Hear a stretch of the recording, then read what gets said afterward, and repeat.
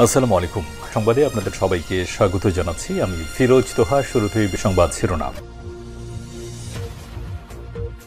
বাংলাদেশের সর্বশেষ গুরুত্বপূর্ণ আপডেট সংবাদে আপনাকে স্বাগত। শুরুতে সংবাদ শিরোনাম, পরে বিস্তারিত। শুরুতেই জানাবো, রাজধানীর শাহবাগে সড়ক অবরোধ, যান চলাচল বন্ধ। রাজধানীর শাহবাগ চত্বরে সড়ক অবরোধ করেছেন বৈষম্যবিরোধী ছাত্র আন্দোলনের শহীদ পরিবারের সদস্যরা। আজ বৃহস্পতিবার ৬ ফেব্রুয়ারি বেলা 11:30টার পর থেকে সড়কে অবস্থান নেন তারা। এ এলাকায় যান চলাচল বন্ধ হয়ে তীব্র যানজটের সৃষ্টি হয়েছে। এরপর জানাবো, রাজধানীর ধানমন্ডি ৩২ এসে বলছিলেন আপার বাড়ি, অতঃপর যা ঘটল। ধানমন্ডি ৩২ নম্বরে শেখ মুজিবুর রহমানের বাড়িতে গতকাল রাত থেকে ভাঙচুর চালাচ্ছে বিক্ষুব্ধ ছাত্র জনতা। এরই ধারাবাহিকতা আজ বৃহস্পতিবার ৬ ফেব্রুয়ারি সকালেও ভাঙচুর চালানো হয়। এর মধ্যে গণপিটুনির শিকার হয়েছেন এক নারী। জানাবো, ধানমন্ডি ৩২ বাড়ির কাঠামো খুলে নিয়ে যাচ্ছে অনেকেই। রাজধানী ধানমন্ডি ৩২ নম্বরে শেখ মুজিবুর রহমানের বাড়িটিতে বৃহস্পতিবারও ভাঙচুর চলছে। ভবনের ভেতর থেকে স্টিল, লোহা, টিন, কাঠসহ বিভিন্ন জিনিসপত্র নিয়ে যেতে দেখা যাচ্ছে অনেককেই।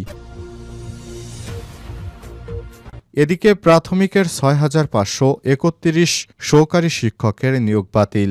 সরকারি প্রাথমিকের সহকারী শিক্ষক পদে নিয়োগের তৃতীয় ধাপে ঢাকা ও চট্টগ্রাম বিভাগের চূড়ান্ত ফলাফলে উত্তীর্ণ ৬,৫৩১ জনের নিয়োগ বাতিল করেছে হাইকোর্ট। আজ বিচারপতি ফাতেমা নজিব ও বিচারপতি সিকদার মাহমুদুর রহমান রাজির হাইকোর্ট বেঞ্চ তাদের নিয়োগ বাতিল করে মেধার ভিত্তিতে নিয়োগের নির্দেশ দিয়েছেন। এবারে জানাবো, রাশিয়ার মানব পাচারকারী চক্রের প্রধান হোতা জেরিন বিমানবন্দরে গ্রেপ্তার।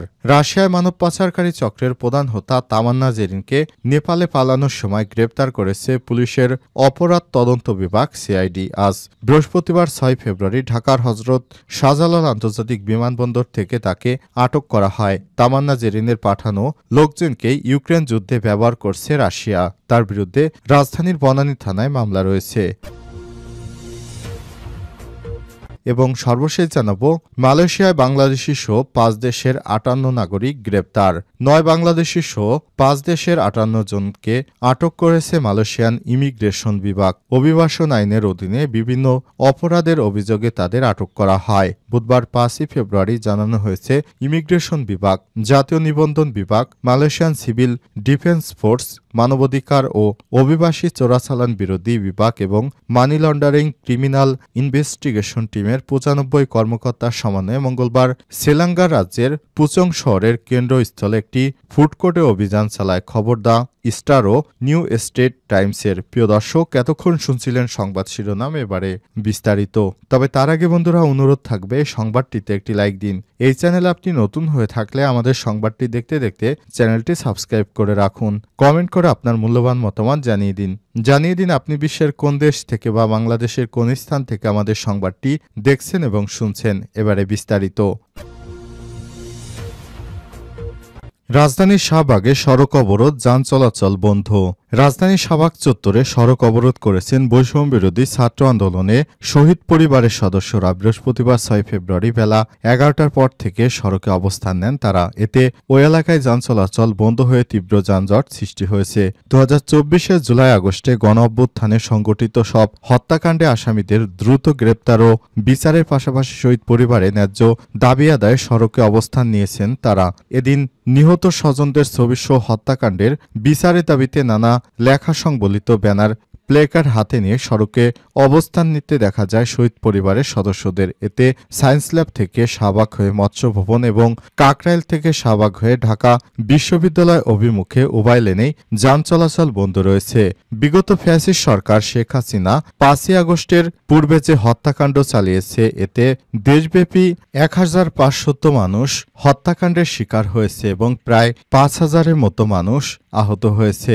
এর বিচারের দাবিতে তার আত্মীয় স্বজনরা সড়ক অবরোধ করেছে। এতে ঢাকার গুরুত্বপূর্ণ মহাসড়কে যান চলাচল বন্ধ হয়ে যায়। ধানমন্ডি ৩২ এসে বলেছিলেন আপার বাড়ি, এরপর যা ঘটল।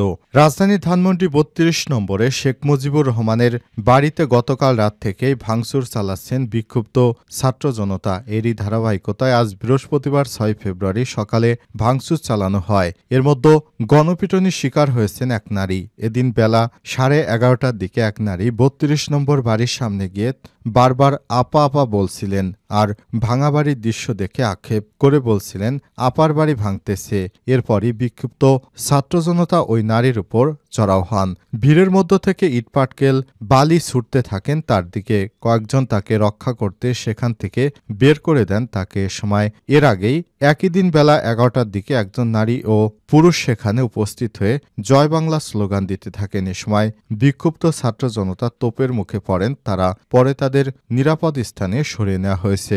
প্রথমে এক পুরুষ এসে জয় বাংলা স্লোগান দেন। এ সময় তাকে ঘিরে ঘটে উপস্থিত উত্তেজিত ছাত্র জনতা তাকে ঘিরে ধরে। এ সময় তাকে মারধর করেন অনেকেই। তাৎক্ষণিক উপস্থিত অনেকেই পুরুষটিকে ঘিরে ধরে মানববর্ম তৈরি করে। পরিস্থিতি শান্ত হলে তাকে সেখান থেকে একটি রিকশায় নিরাপদ স্থানে সরিয়ে নেওয়া হয়। এরপর আরেক নারী সেখানে এসে জয় বাংলা স্লোগান দেন। আবার বিক্ষুব্ধ হয়ে ওঠে ছাত্র জনতা। এ সময় তাকে ঘিরে ধরে নানা স্লোগান দিতে থাকেন উত্তেজিত জনতা। পরে তাকেও সেখান থেকে নিরাপদ স্থানে সরিয়ে নেওয়া হয়। উল্লেখ্য, ফেসবুকে ঘোষিত বুলডোজার মিছিল কর্মসূচিকে কেন্দ্র করে বুধবার ৫ই ফেব্রুয়ারি সন্ধ্যা ৭:৩০টার দিকে রাজধানী ধানমন্ডি ৩২ নম্বরে জড়ো হন বিক্ষুব্ধ ছাত্র জনতা। রাত ১০টার দিকে বাড়িটিতে আগুন দেয়া হয়। পুরো এলাকা হয়ে যায় লোকে লোকারণ্য। রাত ১১টার দিকে বাড়িটির সামনে নেওয়া হয় ক্রেন।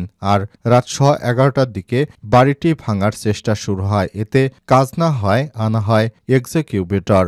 এর আগে রাত ৮টার দিকে ধানমন্ডি ৩২ নম্বরের বাড়িতে মিছিল নিয়ে ঢুকে পড়ে ছাত্র জনতা। ভারতে অবস্থানরত আওয়ামী লীগ সভাপতি ও সাবেক প্রধানমন্ত্রী শেখ হাসিনার পূর্ব ঘোষিত অনলাইন বক্তব্যকে কেন্দ্র করে উত্তেজনাকর পরিস্থিতিতে এই কর্মসূচির ডাক দেওয়া হয়। ধানমন্ডি ৩২ বাড়ির কাঠামো খুলে নিয়ে যাচ্ছে অনেকেই। রাজধানী ধানমন্ডি ৩২ নম্বরে শেখ মুজিবুর রহমানের বাড়িটি বৃহস্পতিবারও ভাঙচুর চলছে। ভবনের ভেতর থেকে স্টিল, লোহা, টিন, কাঠসহ বিভিন্ন জিনিসপত্র ভেঙে নিয়ে যেতে দেখা যাচ্ছে অনেককে।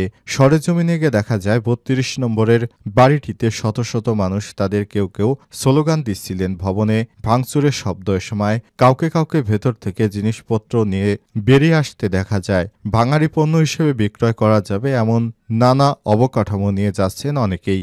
ঘটনাস্থল থেকে বিবিসি বাংলার সংবাদদাতা জানান, একটি ভবনের অর্ধেক এবং আরেকটি ভবনের একাংশ ভেকু দিয়ে গুঁড়িয়ে দেওয়া হয়েছে। এদের মধ্যে একটি পক্ষ বলছে হাসিনা যে অন্যায় করেছে এবং সাধারণ মানুষের অধিকার হরণ করেছে তার প্রতিবাদে তারা ভবনের এসব অংশ খুলে নিয়ে যাচ্ছে। আরেকটি পক্ষ বলছে দম্ভের পতনের স্মৃতি হিসেবে তারা ইট কেটে নিয়ে যাচ্ছে। তবে বেলা 12:30 নাগাদ স্থানটি থেকে ভেকু ও বুলডোজার সরে নেওয়া হয়েছে বলে জানান বিবিসির সংবাদদাতা। সেখানে আইনশৃঙ্খলা রক্ষাকারী বাহিনী বা সেনাবাহিনীর সদস্যদের কেউ উপস্থিত ছিলেন না বলে দেখা গিয়েছে। প্রাথমিকের ৬,৫৩১ সহকারী শিক্ষকের নিয়োগ বাতিল।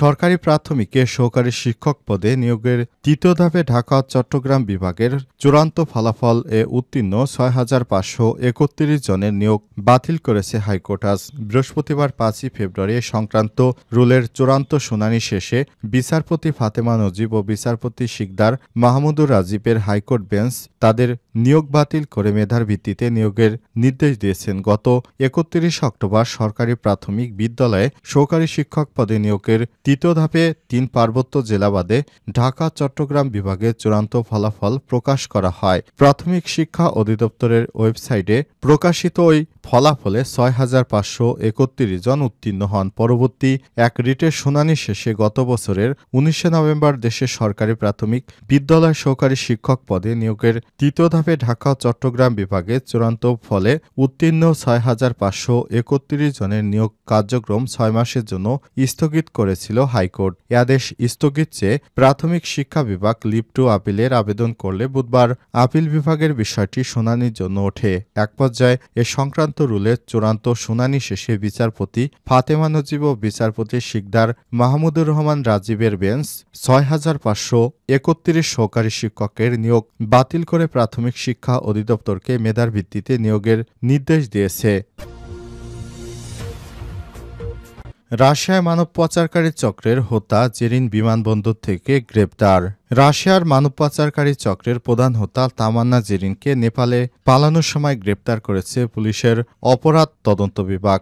রাশিয়ায় মানব পাচারকারী এই জেরিনের লোকজনকেই বাংলাদেশ থেকে রাশিয়ায় নিয়ে তারপর ইউক্রেন রাশিয়া যুদ্ধে ব্যবহার করছে রাশিয়ার সরকার। প্রতি মাসে ২.৫ লাখ টাকা বেতনের প্রলোভন দেখিয়ে গত বছরের ২৮ অক্টোবর ঢাকার dream home travel and tours limited নামের একটি প্রতিষ্ঠানের মাধ্যমে নাটোরের হুমায়ুন কবির ও রহমত আলীকে রাশিয়ায় পাঠানো হয়। সংসারের সচ্ছলতা আর সন্তানদের ভবিষ্যতের আশায় রাশিয়ায় পাড়ি জমালেও সেখানে দালালের খপ্পরে পড়ে চাকরির নামে তাদের অংশ নিতে হয়েছে রাশিয়া ইউক্রেন যুদ্ধে।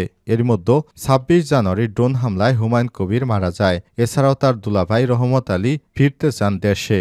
এই অবস্থায় তারা এই প্রতারক চক্রের বিরুদ্ধে মামলা করেছে। আর সর্বশেষ এই রাশিয়ায় মানব পাচারকারী চক্রের মূল হোতা জেরিন আজ রাজধানীর হজরত শাহজালাল আন্তর্জাতিক বিমানবন্দর থেকে গ্রেপ্তার হয়েছেন।